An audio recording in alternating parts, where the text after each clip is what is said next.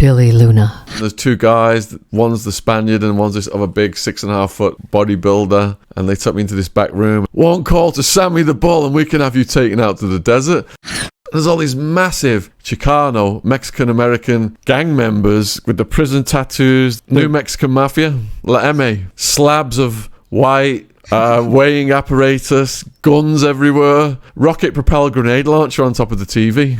And they're all looking at me like they wanted to eat me. He said to me, Shaun, because you and your friends protected me tonight, me and my brothers have got your back. And a cop walked in. G-Dog just whips out a gun, puts it to the cop's head, says the only one who's not leaving is you, MF. Today you will hear the real stories that were too controversial to be included in the new Max documentary, Sons of Ecstasy. Please subscribe to the Billy Luna channel and like the video. Thank you.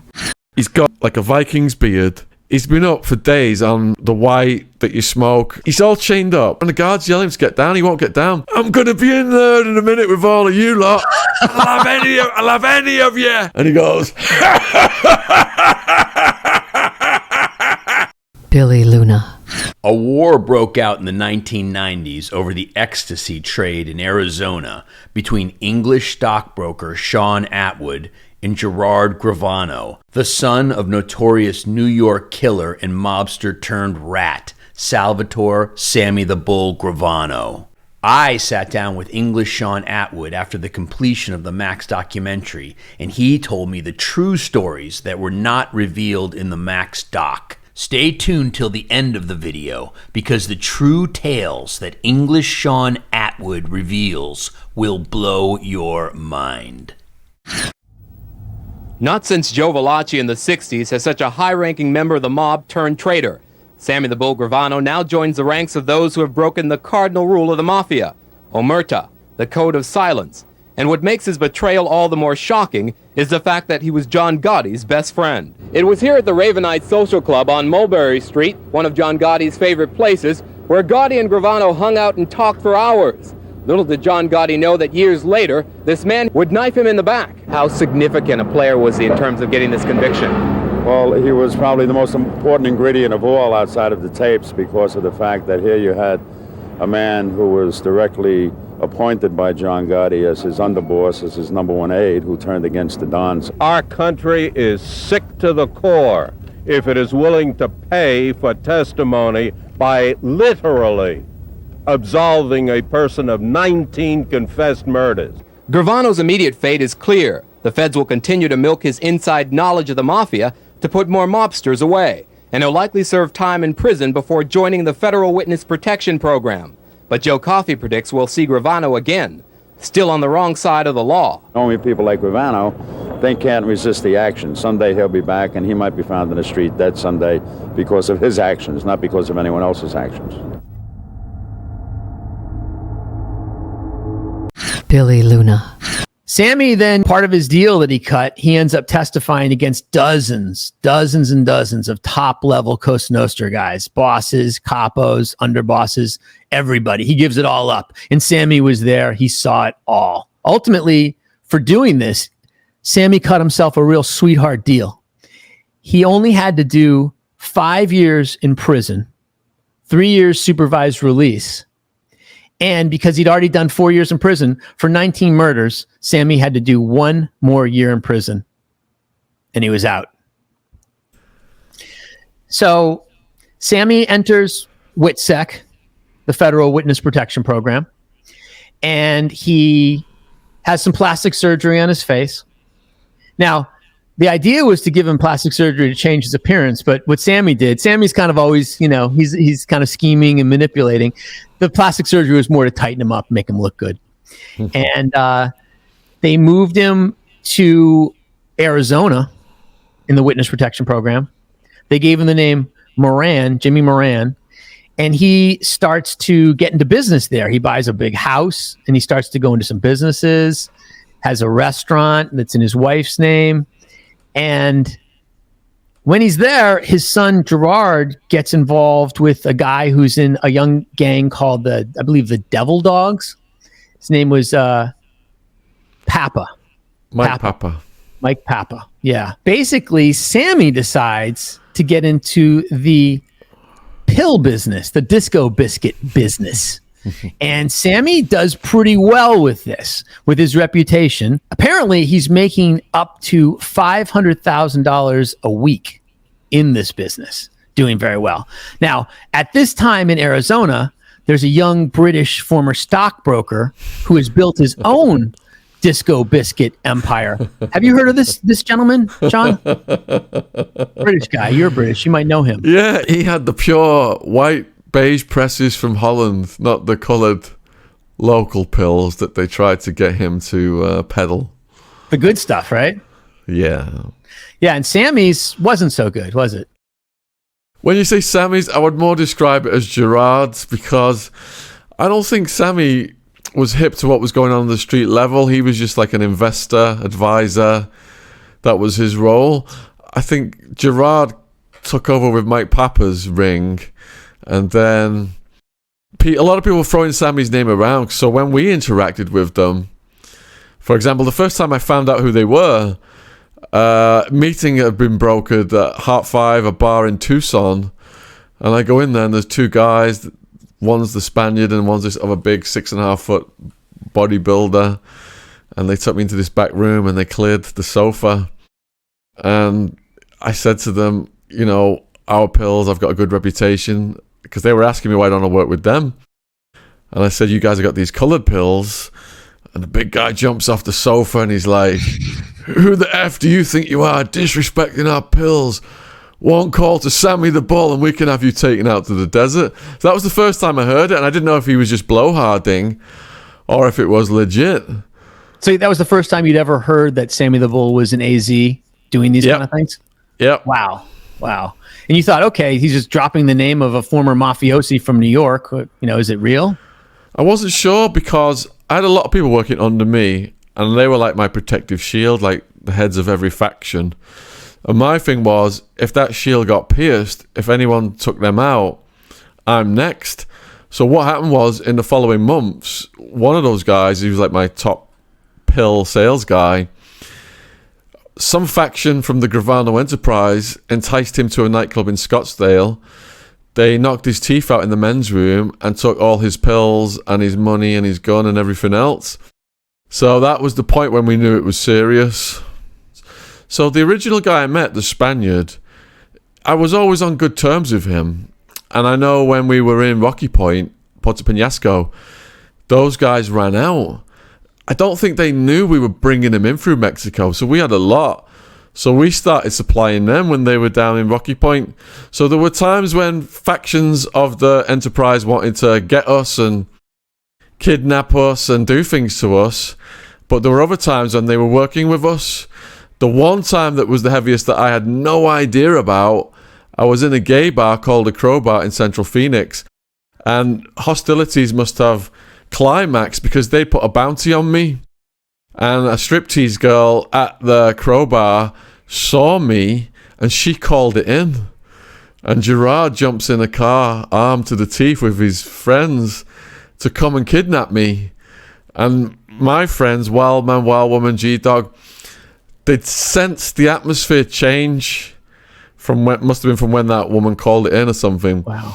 Because I was just off my face. And they were like, we need to leave. So we left. So Gerard and his armed crew just missed us. But he said they were going to hold me for ransom, and if it wasn't paid, take me out to the desert. So now, do you know what the bounty was? How much? No, I don't. I do know there was 10 grand was being offered to get my head on a silver platter.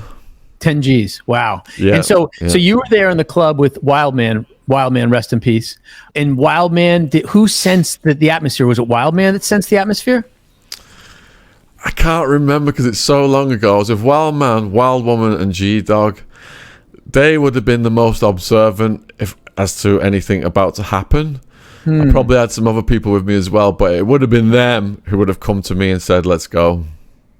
Now, were your guys, G-Dog and Wildman, were they armed? So Wildman wasn't allowed to be armed because he was too dangerous.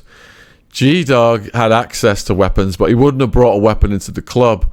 But we could have quickly got stuff. And in fact, G-Dog told me another story, because G-Dog was in and out of prison. And I think it was when Gerard and his co-conspirators had first got arrested, because they did get bailed out and they were still doing stuff. But the first time they got arrested, G-Dog was in jail and he overheard Gerard disrespecting the English family, the English pill family.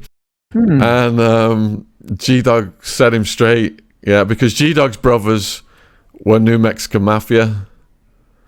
Oh, okay. Now I know Wildman. I know Wildman. Wildman was your childhood friend. He was an enormous man, very, very dangerous man. Now tell me a little about G-Dog. He was Latino. His relatives were New Mexico Mafia. All right. So Wildman, during his first stay, he went on the rampage. It didn't last long, and he got deported and banned from America for being a menace to society. But before he left the first time, the last place he lived before he was homeless, living under a tree with a Rambo knife and a baseball bat and a striptease girl who liked to taser her female parts. Before that happened, his last apartment was called Rancho Murrieta, this giant complex in Tempe. And what had happened was he'd already destroyed or had altercations with other roommates. In the first house he was at, it ended up with a corpse on the doorstep. So this final place he was at, Rancho Murrieta, wherever he went, he would invite in all the homeless people, the street people, different mafias, gangbangers, Native American, trans, street walking sex workers. It was just non-stop party central. So that's how I met G-Dog. We were at an apartment in that complex because we had operations there, so we had different people in different apartments doing bits for us. And there was an apartment party, and I was applying the pills. G-Dog had the green and the white, and a cop walked in. I said, "Nobody move." I could smell the green, and went to grab his radio to call it in. I was all arrested. G-Dog just whips out a gun, puts it to the cop's head, says, "The only one who's not leaving is you, MF." Wow. And everyone run, and we all went off into the night. Yeah, I've never seen anything this heavy before in my life. You know, I'm a business studies graduate, a stockbroker gone wild. I've never claimed to be a gangster. I had gangsteritis, but this was too heavy for me. So I go into a neighboring apartment where a guy's selling for me, and we're all debating whether we should flush our stuff because the cops are going to be everywhere. And next thing, there's just a bang, bang, bang, bang, bang on the French window, and it's G-Dog. He's like, "Let me in." So we let him in. He schooled us right away. He's like, "Turn the lights off, turn the TV off. No one answer the door. If anyone knocks, they can't get a warrant that fast. You don't need to flush your shit." So we decided not to flush our shit and take our chances. I was still crapping it. Wow. Next thing, the front door, bam, bam, bam. It's the cops. But we just remained totally quiet, and they went on the way. I mean, that area was lit up. There were cops were everywhere for a while. But at the end of the night, I took him to a property I had in Phoenix, and we were playing pool, did some lines and we were playing pool. And at the end of the night, he said to me, "Shaun, because you and your friends protected me tonight, me and my brothers have got your back." And I had no idea what that meant. Wow. And it wasn't until months later I go over to the house, and there's like lowrider showcase cars on the street, and the brother answers, got this mean face looking up at me. He's like, "No her." And he's suspicious, I can tell. But once he hears my English accent, he's like, "Damn, you talk funny. Guess you are from England. Come in and meet my homies." So go into the house. There's all these massive Chicano, Mexican-American gang members with the prison tattoos, the wife-beater vest, the chains, shorts, just over the knees, slabs of white, slabs of the other thing, Breaking Bad stuff, weighing apparatus, guns everywhere, and they're all looking at me like, "What the hell is he doing in here?" Like they wanted to eat me. So I'm looking around the room. I see the biggest TV I've ever seen in my life, but they've also got another TV showing the comings and goings on the street, in case so they can't get taken by surprise. And then I did a double take when I saw the TV. I'm like, "Hold on a minute, that's not an ornament. I've seen one of them before." Rocket propelled grenade launcher on top of the TV. RPG. Yeah. So one of them swung a spoonful of white in my face. Snort this. And I'm looking at G-Dog. "Yes, you better snort it." And that guy Wildman ended up in the jail with that guy who I can't say his name, but he was a hitman who was on the spree back then. But I didn't know any of this. What organization was he with? New Mexican Mafia, La M.A. So La M.A., the New Mexican Mafia, there's a page on Wiki that explains it, but this comes out of the prison system, this gang. Right. California, Arizona, New Mexico. This isn't the Mexican Mafia. This isn't the cartel. These are Chicanos. And in the prison system, they're actually at war with the Mexicans. In Arizona, you got the Mexican nationals at war with the Chicanos, the people who are Mexican-American, who were born in America. But anyway, the hitman, I snort the white, and the brother takes me into a back room, and that's how I got into business with them. I could tell there was always a lethal atmosphere, and I never wanted to stick around for very long when I went to that property. But for a couple of years while I was in business with them and while they had my back, I had no idea who they were. And it was only a couple of years later, I'm taking G-Dog to that house one night, his brother's house, and the whole neighborhood is blacked out. The cops are guiding traffic with light ones, like sabers, like from Star Wars. And as we pulled up to the property, the brother and others who we knew were all getting led out by a federal SWAT team. And then it showed their pictures on the news that night. And, you know, these are the principals, the heads of the New Mexican Mafia in Arizona. Says it one of the most violent, dangerous mafias at that time. They tried to assassinate the head of the Department of Corrections. Wow. They were trying to assassinate judges, cops, witnesses, you name it. So once I saw it on the news, then I finally knew who they were. Yeah. And that they were getting your back. Totally. So once I harbored G-Dog, the night he had pulled the gun on the cop, G-Dog said, look, my brothers have got your back. Me and my brothers have got your back. They want to meet you. So yeah, I did, you know, get in bed with them. And there were a few situations, yeah. Please subscribe to the Billy Luna channel and like the video. If you got it, baby, give it to me. So now G-Dog was inside and he ran into Gerard Gravano, and he told Gerard Gravano, stay away from English Shaun. What he told me was that we were with them, basically. Me and Wildman were with him and his people. Did you ever hear from G-Dog what Gerard's reaction to this was, or any words? I can't remember the exact conversation. He probably told it me at the time, but because it's been so long. Like when we think about the power of Cosa Nostra, I always think that it's kind of funny if you take, it's kind of fish out of water. You know, if you take the power of Cosa Nostra and then you want to try to pop up somewhere in the Southwest or in California, and you're in prison and you're dealing with these other gangsters, you want to talk about power? There's no Cosa Nostra power out here. In the prisons especially, right? The great equalizer is the prison system, because there was a night in Towers Jail, I think this was 2002, 2003, Gerard was back in, and the guards, we all had to go to court the next day, so the guards chained Wildman to Gerard. Oh, just to see what would happen, and Wildman's looking at me like, do you want me to do him in? And I'm like, no, we need to find out, because his case has progressed before ours, we need to find out what he's been through, what tricks the prosecutor's playing on him, if people are cooperating, you know, all the dirty tricks, so we can get an idea of what's we're facing, because it was a multi-agency investigation on the Gravano enterprise, and when they got busted that first time, I was like, thanks for eliminating the competition. But what I didn't know till I read the paperwork, all those resources that were after the Gravano enterprise were put on my enterprise. Now, was this wasn't the feds, this was like the Arizona authorities, correct? So they had a multi-agency investigation, and I think the dad did federal time. He was in the state for a bit, but the son did all state time. Mine was a multi-agency investigation, but the feds gave it to the state of Arizona. Okay, I guess. So we spent a night with Wildman chained to Gerard, because they wake you up for court at night, and you're not in court until the next day. Wow. So we spent all night talking to him about his case. Okay, so Wildman was they were talking at this point. It wasn't anything more than talk, no physical. Yeah. No. We were all talking, and we just had a laugh. Because Wildman was looking at me when they first changed him to Gerard, like, do you want me to do him in?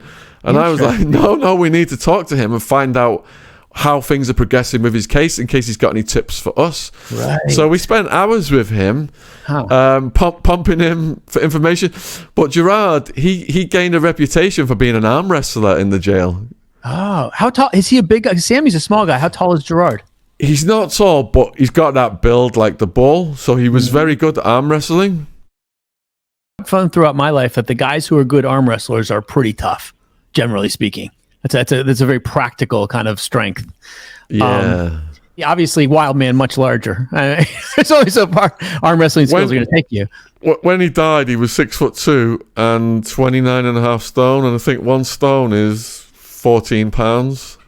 Wow. You found out what was happening. And then, of course, Sammy, because Sammy's stuff happened, it was kind of the canary in the coal mine for you. It happened before your stuff, generally, right?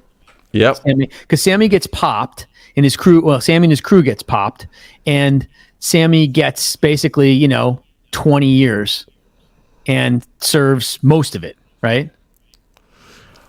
I think that the two men, Gerard and Sammy, brokered some deal whereby the women wouldn't get any charges or they got off very lightly, and they took the brunt of it. And I think Sammy, if Sammy got 20, then Gerard probably got like 12 to 15, something like that, I imagine. So they took the brunt of it so that the wife Deborah and the daughter Karen didn't get anything. Is that the case? Yeah, because Karen and Gerard were the ones who were originally in the ring with Mike Papa. And then I don't know, not to digress, but I don't know if you saw a Cosa Nostra YouTuber showed up in Arizona and surprised Sammy. And according to his channel, Gerard went into the car and punched this YouTuber in the head. I don't know if you heard that story. I'm not aware of that now. But, when Wildman was on the run in Mexico, well, we had he was on the run from Arizona and he was in Mexico. But he said that people came sniffing around Mexico looking for him from the Gotti camp to find information as to whether he would help them get to Sammy. So the Gottis went all the way to Mexico to talk to Wildman about getting to Sammy in Arizona. I don't know specifically who it was, but Wildman said it was the guys, that Sammy had been with. They were trying to get him, and they were pumping him for information. At one point, Peter Gotti, who eventually took over the family, this is John Gotti's brother, Peter Gotti, he had sent a couple of guys to Arizona, apparently, to whack Sammy. A couple of guys from Sammy's former crew, a guy named Huck and another guy.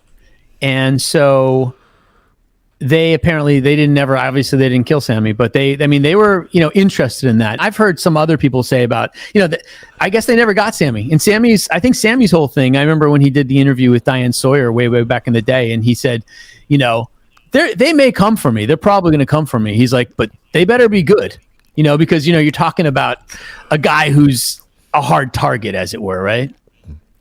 Yeah. So the guys that came for him were about to get him and end his life, but the cops intervened just in time to save Sammy's life. Yeah. And I remember that quote as well. He said, I ain't sat on some fake ass witness protection farm in Montana with a fake beard. I'm me, and if they do come to my house, there's going to be a few surprises in here for them. They might get me, but there's going to be booby traps and shit. That's the thing. I mean, that's the thing about murder is that it's like, it's all fun and games to plan it, but you've got to go do it. And if you're talking about a guy that's as seasoned as Sammy, it ain't going to be easy. No, he was a champion chess player as well, I believe, Sammy. I had a cellmate called Long Island who'd been in Supermax, and in Supermax you have you make your own chess set out of paper or whatever, and you put numbers and letters on the board, And if you want to play with someone upstairs, you shout the moves to each other, and on your respective boards, you make the moves. So he said he used to play chess against Sammy under those circumstances, and Sammy was really good. Billy Luna. When they would play chess, did they just shout through the jail, or did they talk through the toilets, or? Yeah, they just usually shout through the front of the cell if you're trying to get upstairs. I know what you're talking about. There's people who communicate through vents, air conditioning vents, swamp cooler vents, and people who communicate through toilets structures as well. I've seen all that. And what about kites?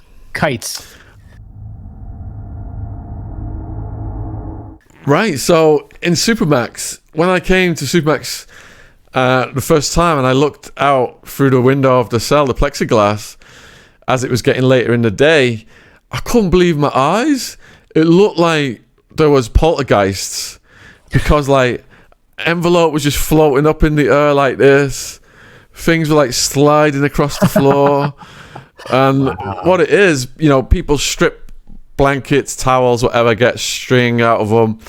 A typical weight might be like toothpaste thing folded over a few times, tight to the end. Slide your weight out under your door is a standard one. A neighbor slides their weight out under the door, and you get them entangled. Then when someone pulls it in, you've got a direct line to that cell. But they do it upstairs to downstairs and everything. So as they're passing all this stuff, it's quite a sight to behold. Interesting. The cells are alive with the sound. Absolutely. Of kites. Yeah. So Sammy, I mean, I guess Sammy eventually gets out when he's 72 years old, and he'll be on parole for the rest of his life. Then he decided to start a YouTube channel. Well, he's a natural raconteur, and I read Underboss when I was in the prison. It was quite in high demand, and he's got incredible stories, like the stories you've told us on this podcast. It's just absolutely gripping, isn't it? It's proper, like...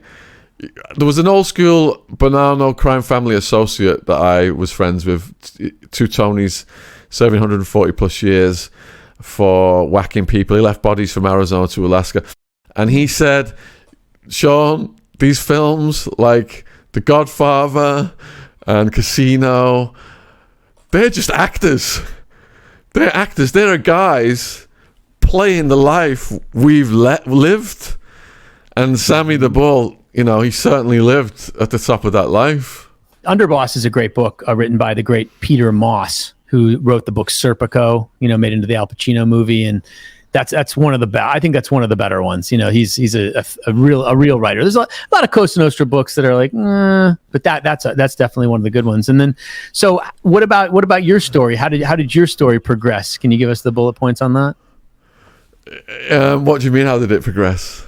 Well, you were at this point. You were in jail, in prison, in state prison.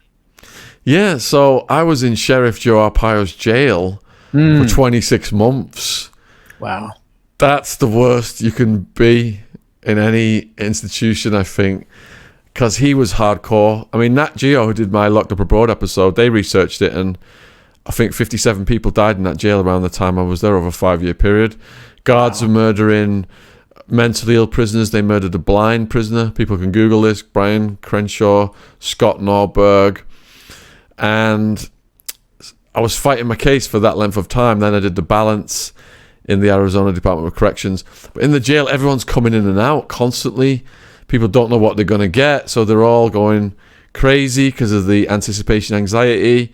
In the prison system, everybody's settled. Everybody knows everybody. So the gangs have got it locked down for the trade of the contraband, whereby they don't want violence and riots because that causes lockdowns and it stops the flow of the white and the other substances. But in the jail, it's just mayhem. There was a riot there. There was, the neo-Nazi Aryan Brotherhood prison gang decide who lives and dies if you're a white guy. The black gang is the Mau Mau. You've got the Chicanos, the Mexican Nationals. They're the 4 major gangs. The Native Americans were a minority. But yeah, it was always popping off in Sheriff Joe Arpaio's jail. That's get used to the heads getting smashed against toilets, bodies getting thrown around. But it did me a lot of good because it forced me to grow up as a person, forced me to mature, and my writing started getting smuggled out of the jail in 2004. And that was my first internet presence, was this blog, John's Jail Journal. So my journey through the jail is documented in real time, timestamped to this day online if people want to check it out. John, Jon, John's Jail Journal. And then the YouTube channel came in 2007 when I got released. So we started the first prison blog and the first prison YouTube channel. That's amazing. Yeah, and then I had to jump up there because I forgot to plug the computer and it was about to die. Sorry. That's all right. No worries. Yeah, that's amazing because, I mean, you're a guy who, you got into this world and, but you're more, you're not a thug. You're not a gangster. You're an intelligent guy. You're an educated guy. So it's interesting that you can come out of this and you can give us a more articulate kind of explanation of what went down than a lot of people, which is just kind of amazing. It was like I was picked up by an invisible hand and put in that jail because I started just documenting everything, writing it all down. So I became the voice for these people who couldn't articulate it to the outside world. And the blog became a bridge to the outside world for the prisoners because I started to write about their stories. And then, we didn't have access to the internet back then, but my parents would print out all the comments on the blog and mail them in. It was like Christmas, all the prisoners were reading them. And then they started to get books sent to them and people would put money on their books and stuff like that. And things like that go a long way in prison because Tony said to me, look, I just thought I was going to spend the rest of my life in here. I never thought some school teacher out of Singapore was going to be asking me questions about my Mafia life. This is so cool. Yeah. Now, when you were inside, did you have to hook up with a gang? Did you have to link up with a gang? Were you approached by the white? If you're white, generally the Nazi type gangs will want you to join. Did you have to do that? Were you approached? How did that work? Okay, so to join a gang, you've got to murder someone to be a full member. So there's not many actual members, but whatever race you are, you come under control of that gang. So the Neo-Nazi Aryan Brotherhood. As soon as I went in, right away they come up to me. What are your charges? And they see your charges, see that you're not one of those adults attracted to kids, that kind of thing, because it's KOS for them. Even drive-by shootings, women and kids get hit, you're going to get a beat down, SOS, smash on sight. But they found out quite quickly that Wildman was with me as well, because even though we had a do not house together, we arrived at the jail together, and there was, I think 13 was the original group of co-defendants. Half of them female, half of them male. So the females are getting off the van first. And this is the arrivals intake, Madison Street Jail, 2002, May 16, around them. You can imagine the new arrestees, drunk people high, gangbangers, people who've been tasered by the cops. They're a rowdy bunch of fellas. And they see all these women getting off a van. And they turn around and they were like, woo, and yelling things at them, obscenities. Wildman's on the van watching this. Now I know when Wildman's going to do something because he's got red dots in his head telling him to hurt people. He had that since he was a kid. At school when that started, he picked school teachers up and put them in dumpsters and things like that. So he's on the van, and when he's going to do something, he has one eyebrow that just goes all the way up. The other one stays completely flat. Wow. That's when his red dots are kicking in. And I know. And I'm looking out, I can see the eyebrow going up, but his face is completely calm. Wild Woman, his partner, gets out, and they start yelling at her, get your fingies out, that kind of thing. So he's like, right. I'm like, oh, shit. So he's on the van, getting out of the van, redneck guards yelling at him to step down. He won't step down. At this point in time, he's got like a Viking's beard. He's been up for days on the white that you smoke and the white that makes you go fast, the Breaking Bad stuff. And he's all chained up, and he just stops at the top step, and the guards yell at him to get down. He won't get down, and he just tilts his head back, and he goes, "You lot disrespecting our women! I'm gonna be in there in a minute with all of you lot. I'll have any of you if you don't shut the f*** up now. You think I won't?" And he just widens his eyes, puts his head back, and he goes, wow. And believe me, they all shut up. They all shut up. This is like some Viking stuff. This isn't like typical like Southwestern jail stuff. This is like a Viking from like, centuries ago, thrust into the scene, right? Oh, he loved it. He would relax when there was just mayhem around him. Wow. Yeah. Well, rest in peace, Wildman. You guys were close since you were kids, right? Yeah. I've got my little baby son here. He's almost a month old. Ziggy. So he's Ziggy, but his middle name is Wilder. Yeah. Oh, that's wonderful. That's lovely. Yeah. Nice. Thank you. Yeah. Well, then your story. I mean, I guess now you've gotten your story out there, and now you're the hardest working man on YouTube. I think you have about five live shows a week. I don't see anybody on YouTube doing as many shows as you. I see, I sit at here my house and record like a couple things here and there, but I see you on there, everything, covering things, and 800,000 subs. Congratulations on that. Thank you. Yeah, well, I want to credit my team, man. Honestly, I've got like 20 people, I think, working on the channel, 6 co-hosts. Wow. My partner started out as one of my co-hosts. So, yeah, I'm blessed to have such good people working with me. That's awesome. And then Sammy the Bull, you and Sammy the Bull have existed in the same realm, may exist in another realm again someday. Well, we did a documentary. It wasn't an hour long. I think it was with, I don't know if it was Nat Geo or Vice. It was how he busted the bull. So it was my story and his story, but there's a far more comprehensive documentary. I think it's going to be at least 90 minutes long coming out. I can't say the network. Like, I told my mum some people were going to come to the house to film, her and my dad, and she thought 2 or 3 people would show up. There was trucks, like traffic had to be stopped. This is a massive production. So they filmed my family, Wildman's cousin. They've gone out to Arizona, filmed Sammy's family. They've filmed my detectives. And the guy who worked for me, who got his teeth knocked out by the Gravano faction, they filmed him as well, my top sales guy. So there's going to be a lot of voices in this documentary that I've never spoke before. It's going to be really fascinating. And they've told us, it was supposed to be August, but they've told us now it's going to be the new year. New year. Okay, that's going to be amazing. Can't wait to see that. Yeah. The future's bright. You've got your son, you've got everything going on. Well, thank you, Billy. And what got you doing all this stuff? I'm a storyteller. I'm a writer and storyteller. I love these stories. I'm working on my own projects relating to this, but I just love the reality of it because I take everything from reality. And ever since I was a kid, I've been into Greek mythology and La Cosa Nostra. La Cosa Nostra, not La Cosa Nostra. It's a misnomer. Some people still say La Cosa Nostra, but Cosa Nostra means our thing. La Cosa Nostra means the our thing. And I don't know, it was kind of devised by the FBI. It's not the right way to say it. But I've gotten into it. It's fascinating, these stories. I guess it's it's archetypal. There's the stories that are like gangster heroes almost. And that's what, we love these stories, the hero's journey. And these guys are kind of anti-heroes. And in our society, I think sometimes the powers that be come to a point where people are disillusioned and corruption's rampant, and maybe we need anti-hero stories, archetypes in our lives. What's your favorite story from Greek mythology then?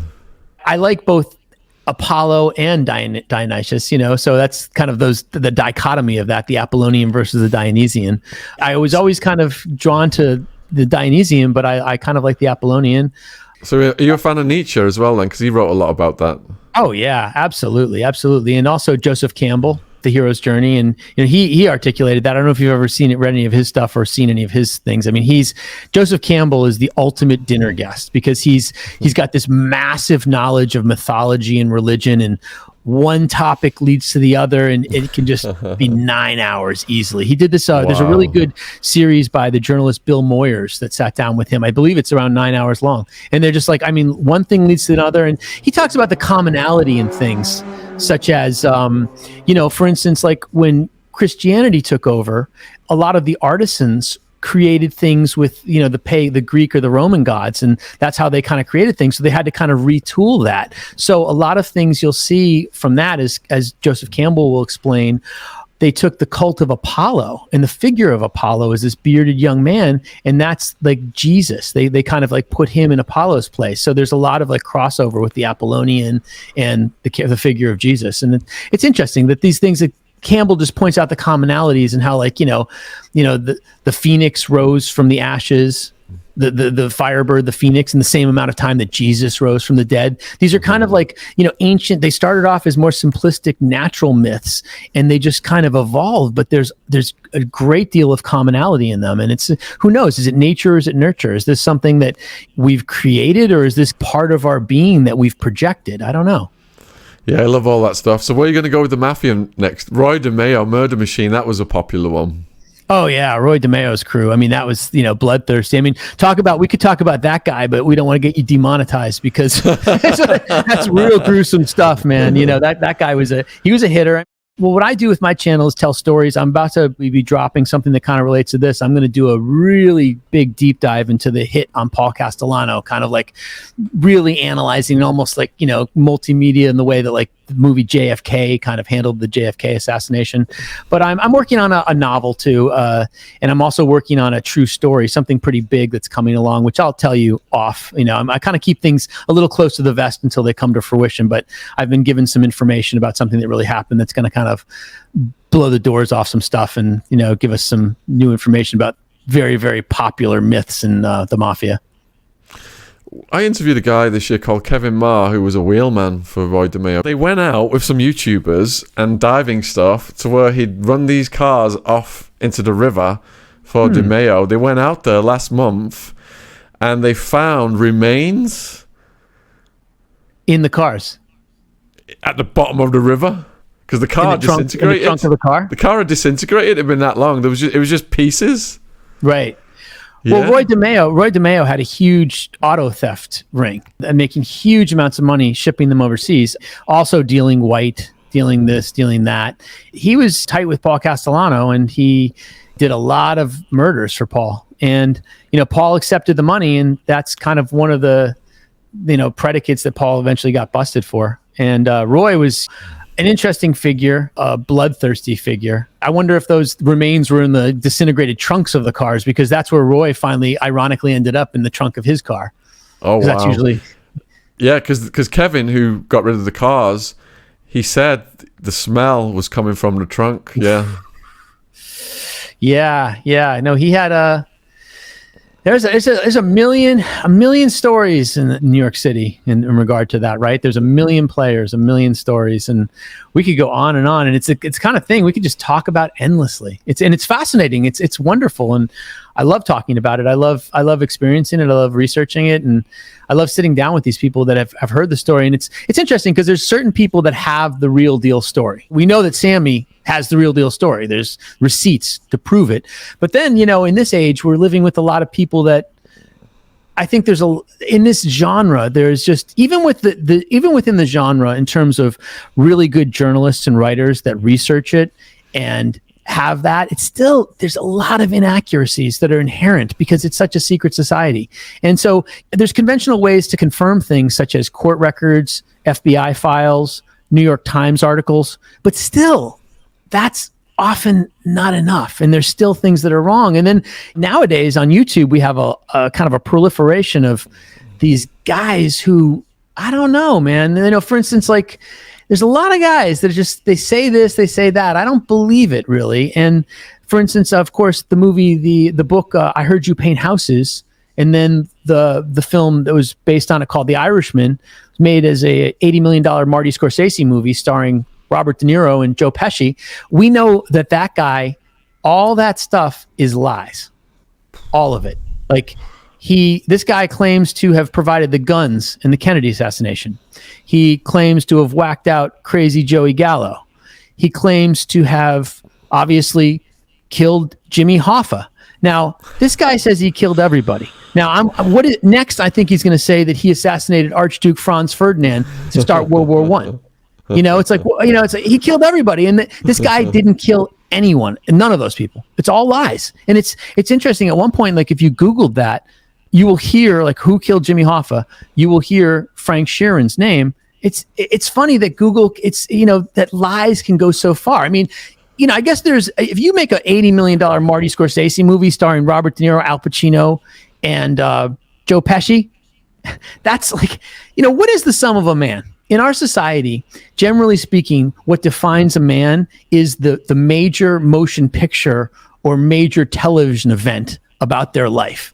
That is what decides it, not historians, not the media. That's usually what we remember most. And it's an interesting phenomena. So that's kind of a thing that a hobby of mine is trying to deliver the real deal, the truth, because I think that that's a very hard to find commodity. There's a few guys doing this, but not many. Many are just like kind of subscribe to this BS and, play into these kind of fake people.